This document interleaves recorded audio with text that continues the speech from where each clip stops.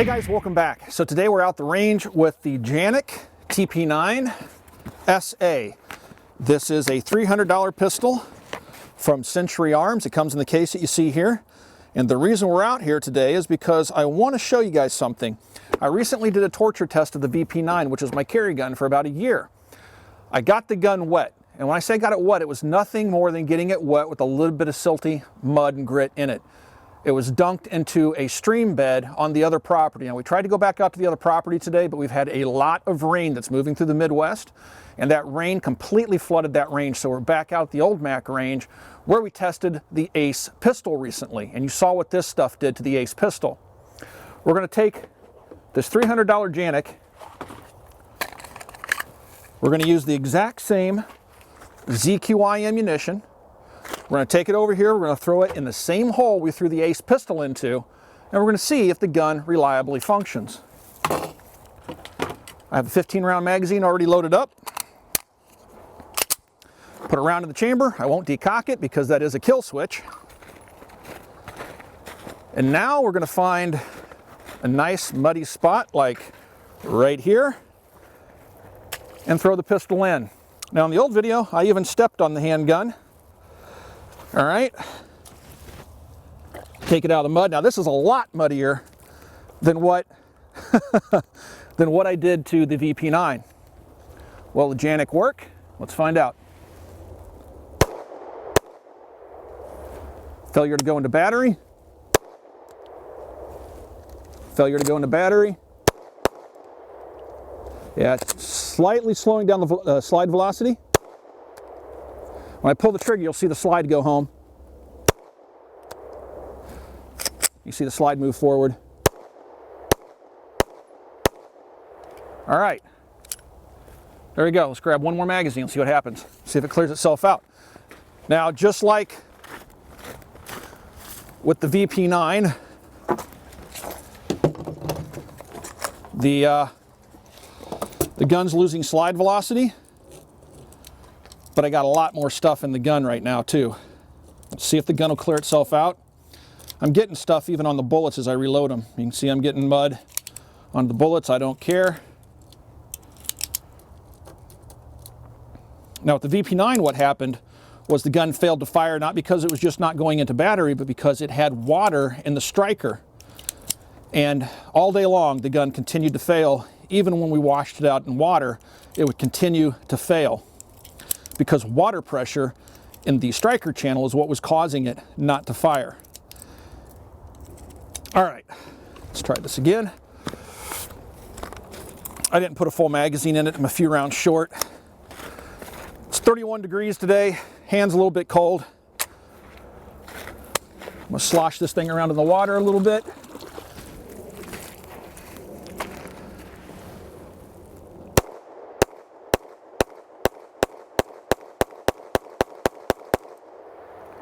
Didn't lock open, but it cycled that whole magazine. It's already doing better than the VP9. How many times can we do this? Well, let's find out. Let's load up 2 magazines. See if I can do it before my hands completely fail me. You can actually see ice on the water this morning. Yeah, we got really hammered with weather. Last couple of days, I swear it poured rain for 24 hours straight. And totally swamped our other range. So 2 dunkings, and the gun cycled the full magazine last time reliably. Now I'm going to go ahead and be honest with you guys. When I started that VP9 test, I expected it to pass the water test with flying colors. I wouldn't even call it first test a mud test. All right, and it didn't. And what you guys didn't see was we took the gun apart, completely cleaned it, lubed it, and did the test a couple more times, and every single time the gun failed as soon as you brought it out of the water, and just water. And that kind of soured me on the gun. And originally I hadn't planned to run it over with the Jeep and all that stuff, but after seeing it fail so miserably in the water test, I was done with the gun. And that's when I started beating it on steel plates and all that other stuff. Take that for what it's worth. I know a lot of you guys said it's not realistic, and I would tend to agree. Any more than running it over with a car is realistic. The water test is what soured me on the gun. All right, 2 full magazines. see what we get.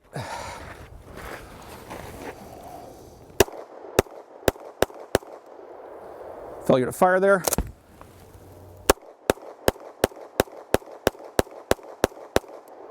All right, didn't lock open. Last round. Yeah, I slammed the slide home inadvertently there.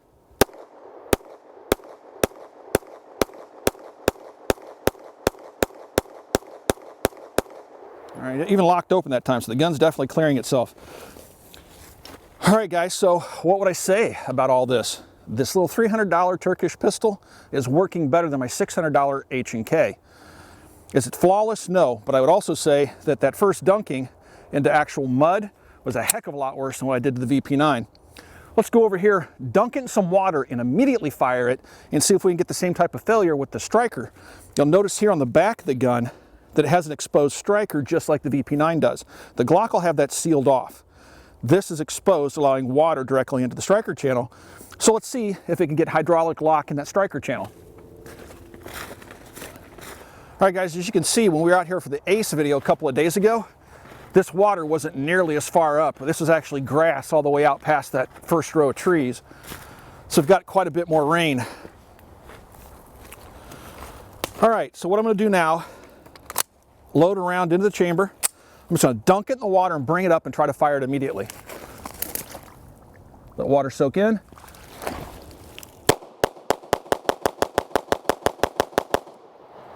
Didn't lock open. The VP9 failed that test. Again, dunk it, let the water completely soak in, get it into everything, bring it up, and immediately fire.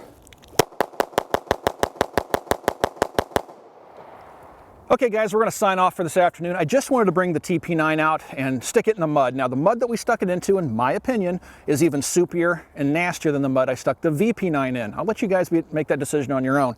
Later, we'll take this gun and we'll bang it against steel plates and bounce it off trees like I did the VP9 and show you that in my opinion, it's probably not going to break as easily. I'm certainly not going to break the magazine release because it's recessed in a traditional location. Worst thing we might be able to do is knock the sights off of it, right?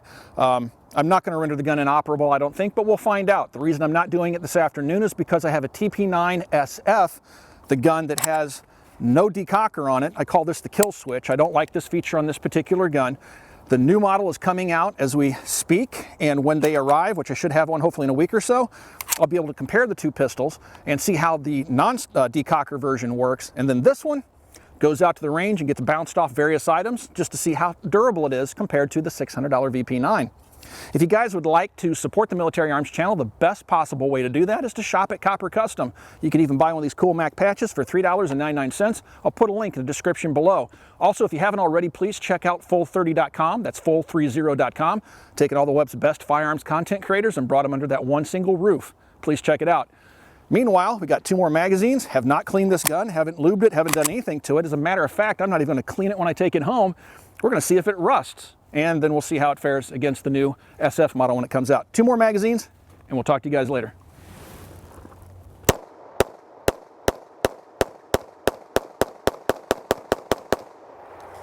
Locked open.